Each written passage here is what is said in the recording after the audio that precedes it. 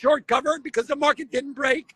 One of the reasons was we got a $6 billion buy program at 3:15 in the afternoon. And so the market was jumping over itself trying to buy stock. And that happened again today. Today we had $1 billion to buy on the close, and it happened yesterday. I think it's a function of fresh money coming into the market in the beginning of June. Every month, you'll notice the first week of the month, you'll tend to see late in the day rallies because it's fresh money. People who are in mutual funds, people who have 401ks, they allot their money in the beginning of the month and that money comes in at the end of the day. So you'll often see rallies in the first week of the month. Everybody should watch for this. Everyone should be journaling. Everyone should journal every day when the market goes up, why it's going up, Yep. and how. And then they should also be watching when it goes down. People should be journaling their trades. People should be journaling how the market reacts to economic data, how it reacts to earnings. It's really important to keep a journal because markets respond to historic data. So if you have a journal how you're trading, every trade you guys get in, you should have a journal about it. The trades that were successful, the trades that did not succeed, that were failures. Why did they succeed? Did you have a stop order? Were you up on the day and then you saw you turned a winning trade into a losing trade? We never want that to happen. You should have a stop order on every trade you do. Identify your risk. That is super important. So I don't need to go ranting and raving, but the reason the rallies have been for the last couple of days have been a function of large buy programs coming into the market. So Peter, explain something to me. Because that's what I tell them all the time. I'm like, yo, you should understand, like, when the market is open, when the market closes, you should understand what that data is as far as basis points, what is opening at, what is closing at, so we can track how far the market has gone up, how the market is going down. You should be tracking why you in the trade, why, like, you should track all that. But you said something that was real dope. You said that the end of the month, Friday, we had $6 billion buy-in. Explain that to us, Peter. Okay. So imagine this. A hedge fund has 1 million shares of IBM to buy. In a market that is as volatile as these markets, nobody's going to just buy their large quantity of stock in one fell swoop. They're going to spread it out over the day. Okay? And what do large hedge funds like to do? They like to embed their large volume buy orders or sell orders where there is a lot of volume on the open and on the close, because they don't want people to be piggybacking their trades, okay? Because there are people who look for momentum, like we all do. We're looking for the big whales. Okay, so let's say I have 1 million shares to buy. If I was a hedge fund, what I would do is I would buy 200,000 shares on the opening because there's a lot of volume. Nobody would notice that I bought 200,000. I would put 400,000 in an algorithm over the day from 10 o'clock to 2 o'clock. And then I will put 400,000 to buy a market on close. What does that mean? That means that the closing template is where most of the volume lives. And if I want to buy a chunk of stock, I want to embed my buy order and hide it amongst a lot of other volume. So that order to buy 400,000 goes into the closing bell template, market on close. Okay, so what ends up happening is me as a broker, I get to see all of the order flow for the closing bell. That's what me as a broker gets to see. That's the advantage of having a seat on the stock exchange. I get to see the public order flow for the closing bell.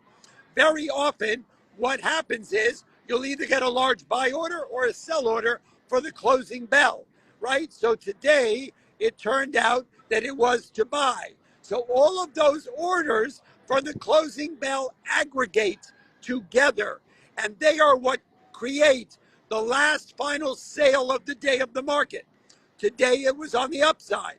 Some days, it's on the downside, okay? But what was unusual is, I think what's happening is that the market is clear. I agree with you. It's on eggshells, okay? There are people waiting around for the next shoe to drop, but I still believe that there's a lot of enthusiasm around trying to buy the market.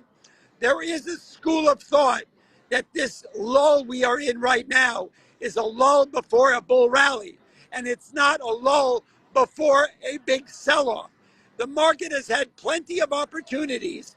You're seeing it to sell the market if they really wanted to. I don't see that happening. I'm seeing people trying to buy the market smartly, right? What we've seen is when you see reversal in intraday reversals, right? You're seeing the market open up, it sells off all day long, and then they buy the heck out of it on the close. That's smart money buying. They're Mm, trying they're trying to get a good price. So when the market's coming in, they start scooping cheap stock. I think that's what's happening right now. Smart money is buying the market because I think the market has had very many opportunities to really sell if it wanted to. But what yeah. you're seeing, stocks are trading at 52-week highs, and that's okay. Lululemon. Lululemon was the dog of the It's spring. one of my faves, man. Exactly. And today it was trade. Think about it. It missed two earnings calls for the last two earnings, right? It was the dog of the last 4 months. But today it traded at a 52-week high.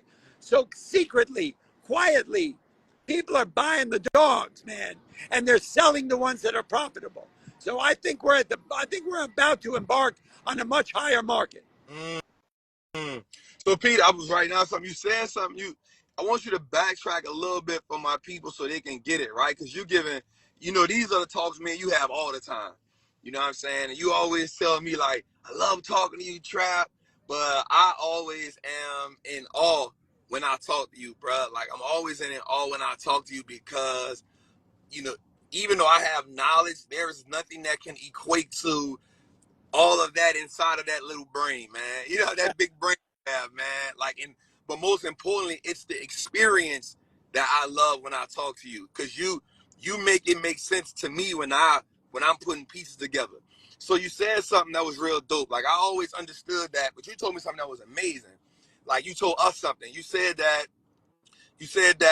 let's say because I asked you about what do you mean $6 billion of new money coming into the market, and you broke that down for us.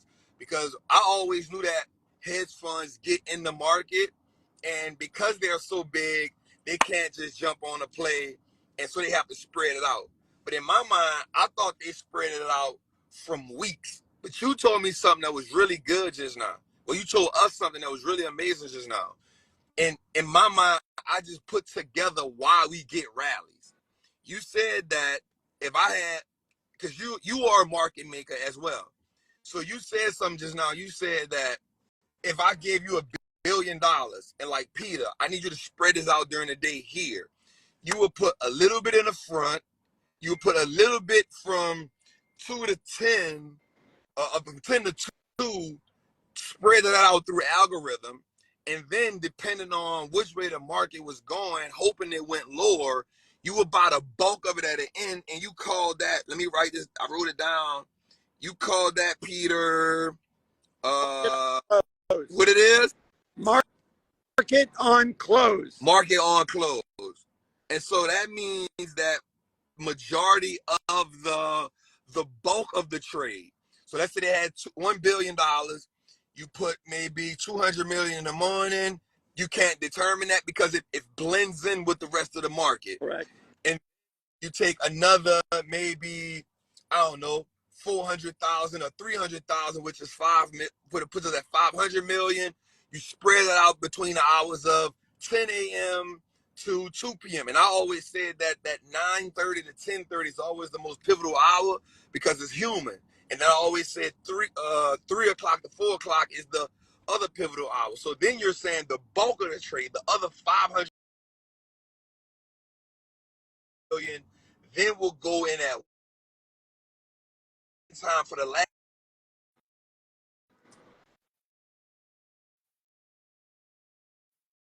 side.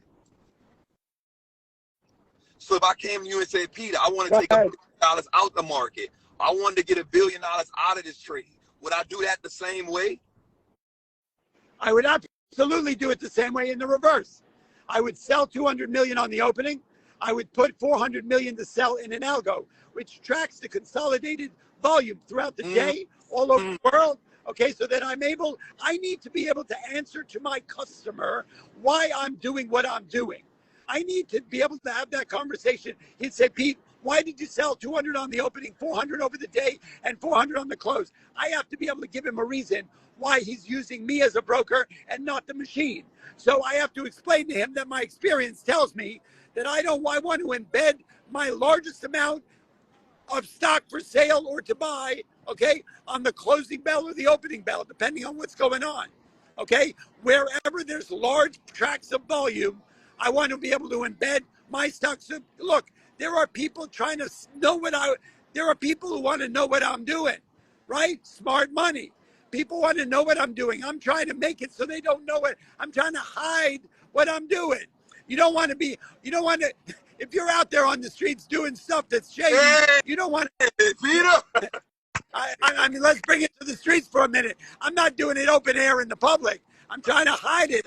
I'm trying to be stealth, right? If I'm doing shit that I don't want other people to know, I'm trying to be stealth with it. Same thing with order flow. You guys are all trying to see where the whale's playing. I'm trying to hide my order flow, embedding it in large trades that are bigger than me.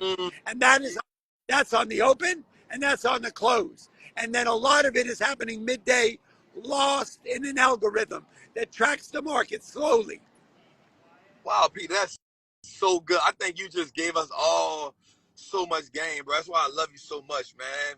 You give us so much game to just understanding how the market navigates in that way. All right, so let me ask you this, Peter, as we go a little further. You got a little time, Peter? Yes, sir. I got Right. all the time in the world. But let me ask you this now. So as the market continues to like reposition itself, and I just saw something today. I saw like SAP, they just made 8 new partnerships in AI partnerships, right? And so I always feel like, people keep saying it's a bubble, it's a bubble, it's a bubble, but in my mind, we see that every company from healthcare to banking to, I just saw Essex Realty, this is a real estate investment trust today, say that they're adapting AI. So I feel like there's companies that are of quality that will anchor itself as the leaders in this space, In AI. right?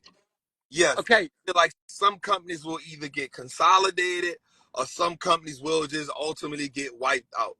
Can I hear what is the vibration around the market inside what you have behind the AI? Is it hysteria? Is it skepticism?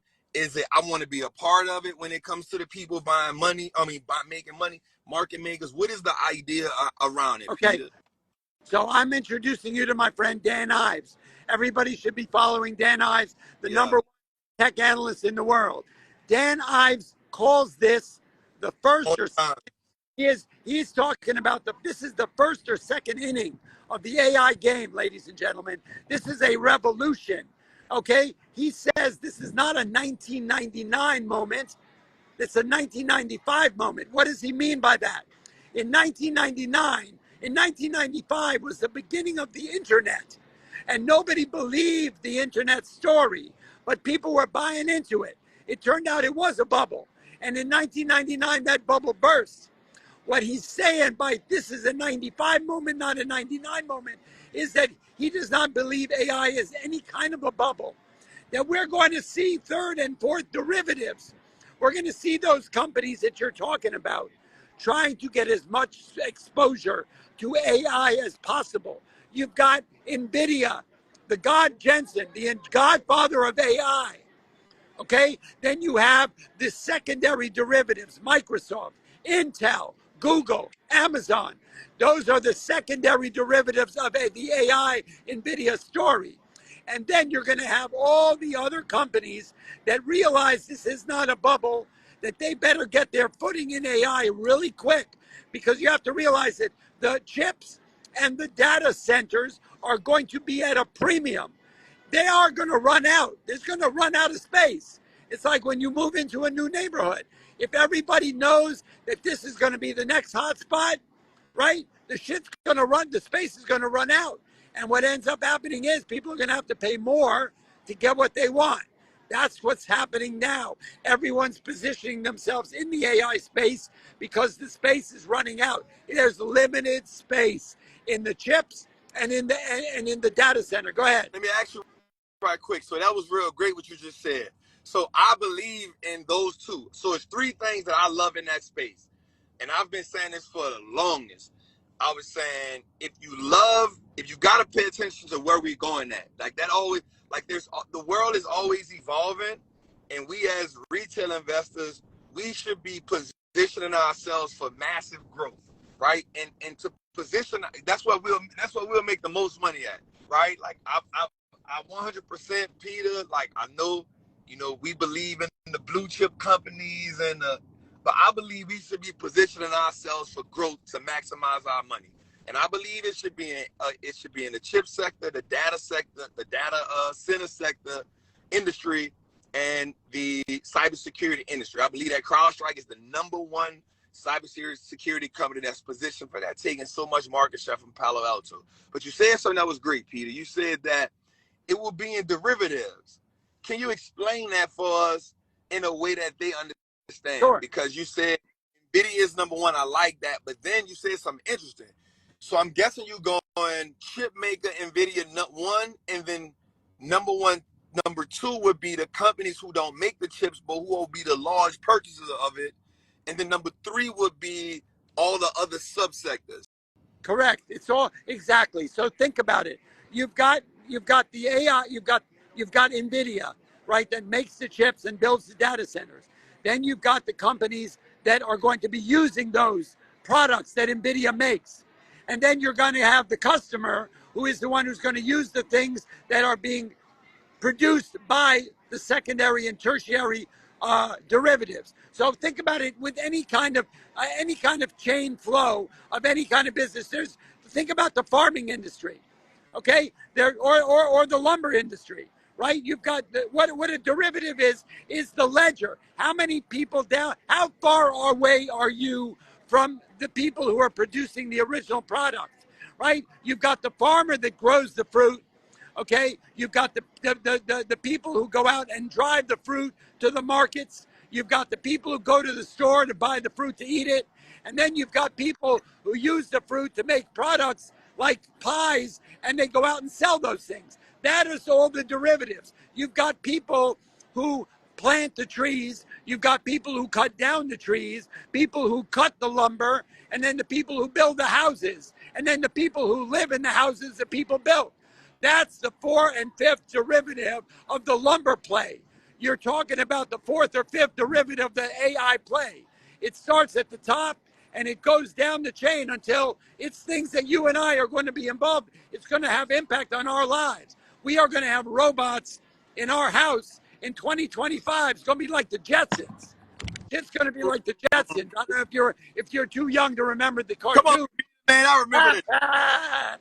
Don't you remember George Jetson? So it's the same thing. At the end of the day, all of these, what a derivative play is how far away from the original product are we? Okay? NVIDIA makes the product, and Microsoft, Intel, Google start using the product. Then they're going to start producing data centers because they know NVIDIA cannot support the demand. And then there are going to be people who are you and me are going to be using AI products like ChatGPT, all that kind of stuff, and all the other derivatives. Think about it. The thing about AI is we're going to start to see it affect the medical industry. Okay, all different industries are going to be using AI in some form or another. So how the derivative story is how far are you away from the original product, the original concept? Does that make sense? Yes, hold up, y'all. Write it down. Away. I like that. You're saying how far we are away from the original. So, but why did you go? And maybe I'm just digging deep here. Like, why did you think? Why did you go with Google, Microsoft as the second derivative? Because they're not the ones that are making the chips. They're the ones who are going to be using the chips. Okay, they're going to be using NVIDIA's products.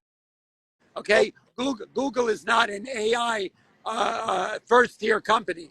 Google is going to be Google needs the products that are made by NVIDIA to do what it's going to have to do to support the demand on its cloud, on its data centers, right? There are only a few companies that do what NVIDIA does. That's why it's best of breed.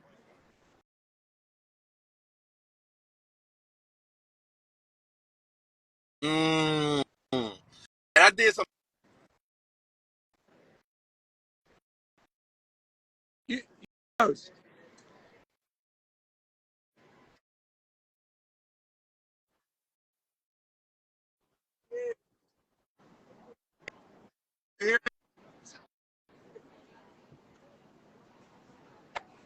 I can't hear you. That's Trap, you, man. you You froze. walking up Wall Street. You froze? I got you now. You're good. Okay. So, question for you. Question for you. You said that. I saw that. I did some research this weekend, and I saw that NVIDIA is actually cheaper than AMD based on price to earnings and revenue. What is it, Peter, that you think that AMD is lagging, and why is NVIDIA so far ahead? Like, I just saw that they are now going to drop a new chip once every year. You know what? I don't know the answer to that question, and I'm sorry I don't know it. Nah. There are things I don't know. My gut is that you have to realize, from what I understand from Dan Ives, is that Jensen, the CEO of NVIDIA, is miles beyond anybody else that's running a company. He's already seeing the future today. And I think what ended up happening was everybody got caught off guard by the demand for the AI cloud and chip products. So I think everybody is now trying to play catch up, right? So AMD is doing its damnedest. They're setting up a schedule that is so aggressive to try and catch up or at least be competitive to NVIDIA. I think that's what's happening. Oh, good. That's good, Peter. Man, Peter, I appreciate you, man. You know I love you, brother. Let's finish talking. Let's finish kicking it, man. I got you. I'm going to talk to you later, man. I love you all. Peace of the team. My guy. My guy, man. Peter is my guy, man. Peter got so much game, so much knowledge. You know what I'm saying? So much game, so much knowledge. If y'all want to know why he was yelling, he's walking up Wall Street. You got to realize how loud that is down there. You know what I'm saying? It's super, super loud down there where Peter's at. Peter's been on the Wall Street so long, and I always like talking to him because he allows us to just get information. Like, I know I got a lot of information, but I'm always learning. Like, with people like Peter, I'm always talking, so I can just get a dope idea of how Wall Street is actually maneuvering from the inside. And that's always great for us because I like to use people like Peter. He connected me with Dan Ives, so that we can, I like to give us another perspective.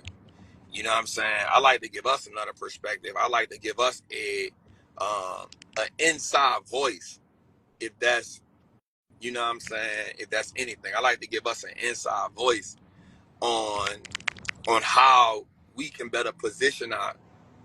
Bro, I didn't know you were beefing with 500. I'm not beefing with 500, man. We just in a challenge, bro. That's not no real beef, bro. I told you, when people beef, somebody get hurt, somebody get killed. That's my brother, man. You know what I'm saying? We just troll each other about being in shape. Um, and what I like is, and that's what, I always try to be the voice for us to help us, like, keep transitioning, keep moving forward. So as I keep making different connections with people, I want us to be able to explain the game. Like Peter gave us something so amazing just now, right? He told us literally about how Wall Street, how do they go about putting $1 billion into the market, right? I think that was super dope for us to understand. But also, what was real dope, and I think I'll talk about that tonight on Trapping Tuesday. When he talked about how there's a hierarchy in so many ways of how the chip company was go. You'll have NVIDIA, and then you'll have the people who actually use the product, And then you have a group of people who can help NVIDIA distribute the supply, distribute the supply, because NVIDIA won't be able to handle the demand. And then there's another tier after that. So that's going to be real dope to see. That's going to be real dope to see how we maneuver through that, but also how we can position ourselves, right? And to see how we can position ourselves in the market. So that's why I brought Peter on, man. I need in trying to do that. Let's go, man. You know what I'm saying? I think it's so dope for us. AMD will catch up. I don't know, man. I don't know if they can really catch up, because these people now, you got to realize this man now said he's going to drop one chip a month. You know what I'm saying? Like one chip a year. Man, that's insane. You know what I'm saying? To drop one chip a year. But here's what I also want. Here's something that Peter said that was really good that I think we should always listen to.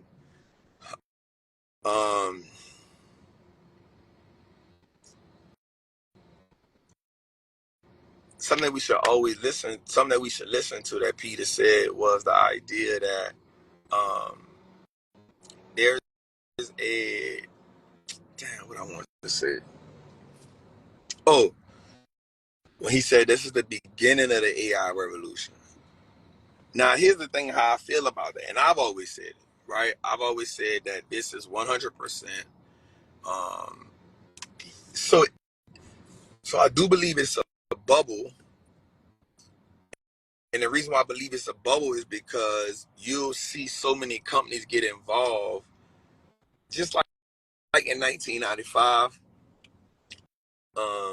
Just like in 1995, where people just went to drop in .com for no reason. I agree with that.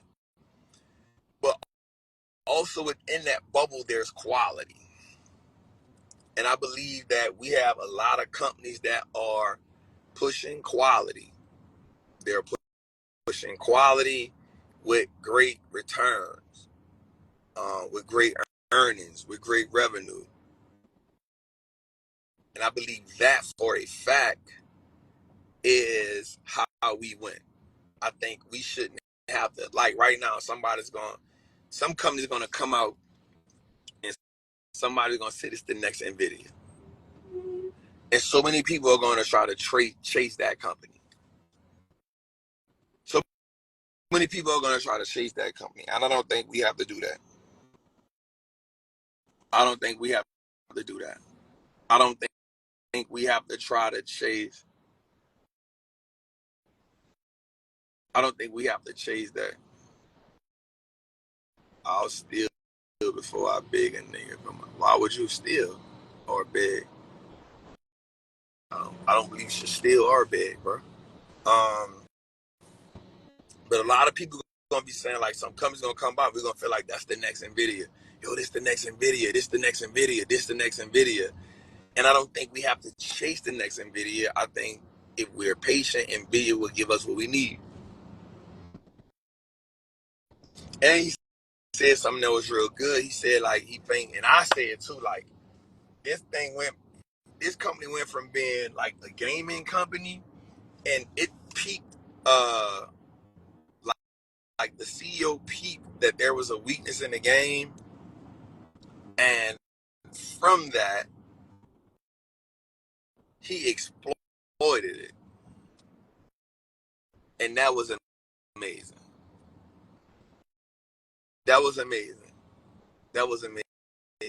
So anyway, man, about to get ready for Trapping Tuesday. Comment the word print money if you want to join the Patreon for sure. We definitely got a lot going on in there tonight. Not in the Patreon tonight, but make sure you tap in the Trapping Tuesdays tonight. And comment the word print money if you want to join the Patreon. Today we did a little something slight. We did 51 get 51,000. So definitely check that out. Again, man, love y'all. Appreciate y'all, man. I want to see everybody get some money.